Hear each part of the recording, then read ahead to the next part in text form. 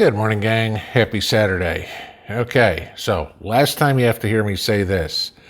If you haven't registered for tonight's giveaway, which is going to be on the live stream at 9 p.m. Eastern, you have to do it in Wednesday afternoon's video that says 25,000 subscriber giveaway, whatever the hell it was. That's the only place for registering for tonight. Okay, so if you haven't done it already, go over there, do it, and then live stream starts at 9 o'clock sharp tonight, and we will have some fun, because God knows I enjoy the hell out of doing this. So, all right. But to the tune of reality, and start off with yesterday. Like I told you, yesterday was going to be an absolute Looney Tune day on the market. Of course, the market did exactly the opposite of what I thought it was going to. Rather than going up and then bouncing around, it went down and kept going down. So that's what happens when you have 92 pieces to the puzzle and one of them happens to change at the last minute. So like I said yesterday, if you were day trading, you had balls the size of Texas. But yeah, so not a great day for the market. But, okay, so I want to bring up a question that you guys have asked me numerous times over the past months here, if you will, and that's in regards to the confiscation of precious metals, okay? And I know I've been pounding the table for, well, basically since the beginning of this channel about buying silver, and you all know my reasoning behind buying silver. As opposed to buying gold and anything like that. Okay. But then again, other channels, Rudy over at Alaska Prepper, big proponent of buying precious metals as well. All right. And I think most of us will agree that the reasoning for doing it is sound, and there's multiples. It's a long-term hold to have something of value once we come out of an SHTF situation. Okay. Precious metals aren't for day trading or anything. It's for wealth preservation. But the big question comes up quite often is, do you think that the government could ever confiscate our precious metals again? Okay. And let me give you a little bit of backstory on this one. All right. So back in 1933, FDR basically announced that the United States was going to confiscate all gold, okay? Everybody was allowed to keep up to $100 worth of gold, which at the time was probably about 5 ounces worth, okay? Don't you wish you could go back to that? Anything else, you had to say, you were, by law, you were forced to sell back to the government. And remember, the world was on the gold standard at that point. So, every dollar that, US dollar was backed by gold, and every other country's currency was either backed by gold or backed by a currency that was backed by gold. So, and I'll just make one up here, but, let's say the Czech crown, for example, was backed by the US dollar. It wasn't, but just for argument's sake, was backed by the US dollar, which was backed by gold. So every currency in the world was backed by gold. Well, 1933, we were in the midst of the Great Depression, and you had countries around the world that were trying to do whatever they could to get out of, the Depression, trying to, obviously, okay? So what they started doing was debasing their currency from either gold or from whatever other currency they were attached to that backed it up. Well, that caused a problem in the United States.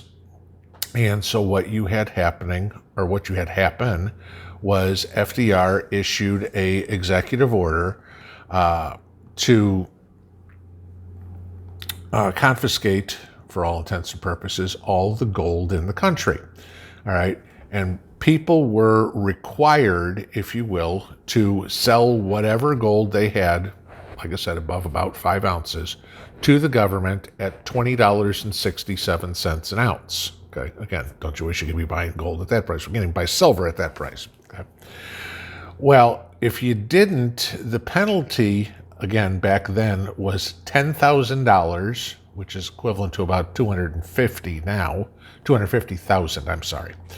Or and or 10 years in jail. So you can imagine most people had traded in their gold. Now, the difference that you get between, there's a couple of differences that you get between 1933 and 2021.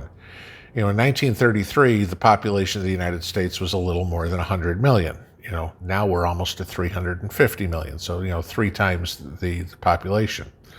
Also, back then, a lot more people owned gold than do now. I mean, a very small percentage of the U.S. population owns physical gold. I'm not talking about paper here, okay?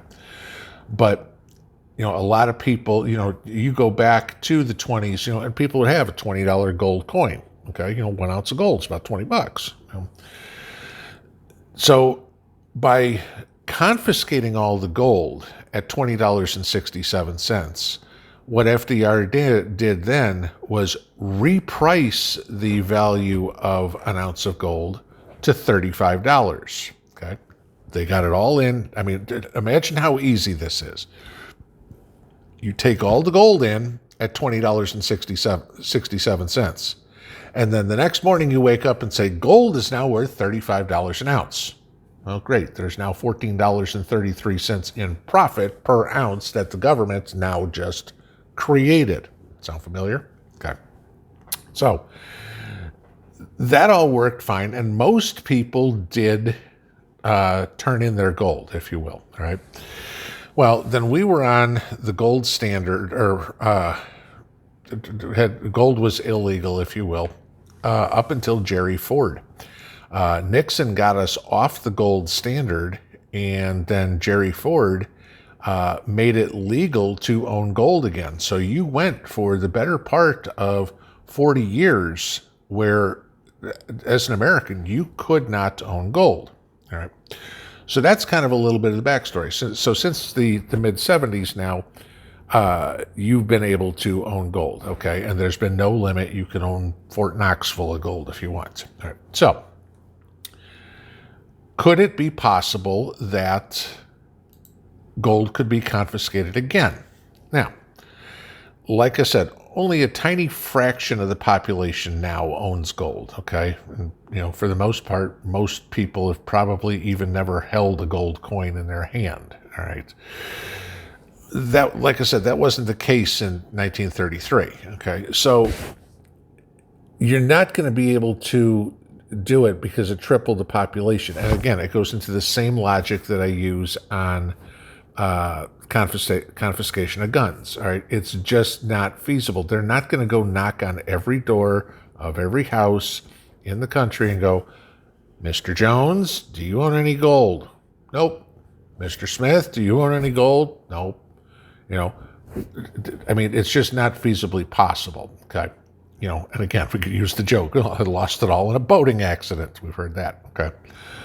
If the government wants to confiscate wealth, okay, it's going to, again, any creature in the world will always take the easiest way to do things. Politicians are no different, okay?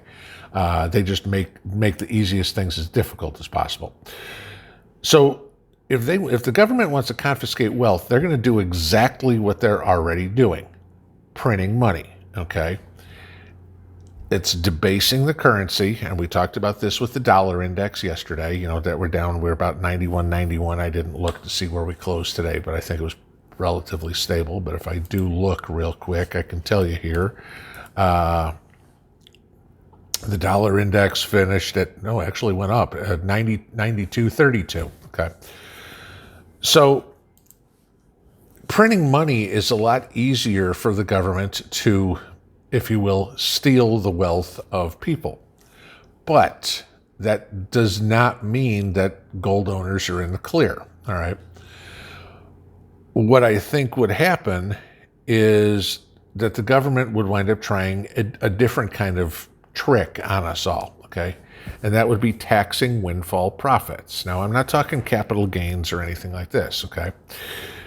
If you go back to 1980, Congress passed the crude oil windfall profit tax, okay? That taxed 70%, that put a tax of up to 70% on windfall profits to domestic oil producers. Now, here's the question. What the hell is a windfall profit? Your guess is as good as mine. Okay, it's whatever Congress dictates it to be. Could it be your cost basis to what you sold it for? Well, that would be your typical capital gains tax. But most people have no idea what they bought a gold coin for, or, whatever would be.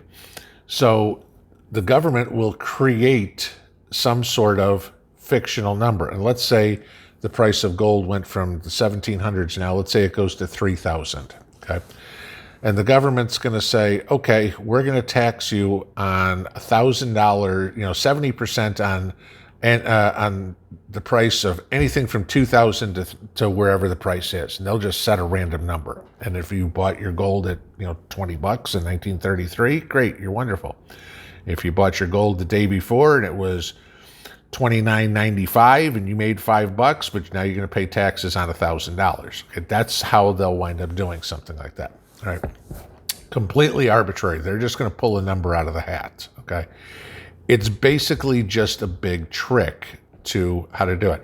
That's how they'll wind up stealing the wealth, if you will. It's not going to be trying to confiscate your gold coins or whatever. And I mean, everything I'm saying here about gold goes the same for silver. Okay. So, don't worry about having silver, having it confiscated or whatever. It's just not physically possible, and it doesn't make sense for them to try to do it. They got a lot easier ways if the government wants to steal your money to do it. And we're watching them do it right now. Running the printing press at, turn the knob up to 11 here, 24/7. So that, that's how they're stealing your money, because, they don't have the manpower nor the time nor everything to chase down 335 million people or whatever and see if they've got gold.